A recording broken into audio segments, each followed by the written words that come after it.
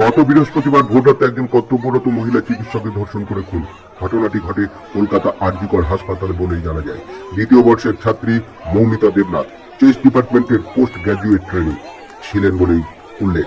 হাসপাতালের সেমিনার রুমে রেস্ট নিতে গিয়ে এই ঘটনা বলেই জানা যায়। পরে আরজিকর হাসপাতালের ভিতর থেকে তার দেহ উদ্ধার করা হয়। পুলিশ তড়িঘড়ি ময়না তদন্ত করে মৃতদেহ নিয়ে পালিয়ে যাবার চেষ্টা করলে ডিওয়াইএফআই নেত্রী মীনাক্ষী মুখার্জির গাড়ি আটক করে। আর সেখানেই নেত্রীদের ধাক্কা দিয়ে ফেলে গাড়ি বার করে নিয়ে যাবার চেষ্টা চালায় বলে উল্লেখ। যদিও এমন পরিস্থিতি ঘটেনি বলেই প্রশাসনের দাবি। এই ঘটনাকে কেন্দ্র করে উদ্বেগের সৃষ্টি হয়েছে হাসপাতাল চত্বরে। মীনাক্ষী মুখার্জির দাবি, মৌমিতার মা বাবার সঙ্গে কথা বলতে দিচ্ছে না পুলিশ। মা বাবার সঙ্গে কথা বলতে দিন। পরিবারের দাবি অনুযায়ী হাসপাতাল কর্তৃপক্ষ এবং পুলিশকে সঠিকভাবে তদন্ত করে খুনিদের শাস্তি দিতে হবে।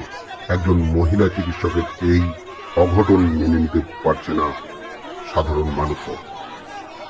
এই নিয়েই চতুর্দিকে শোরগোল শুরু হয়ে গেছে ইতিমধ্যেই।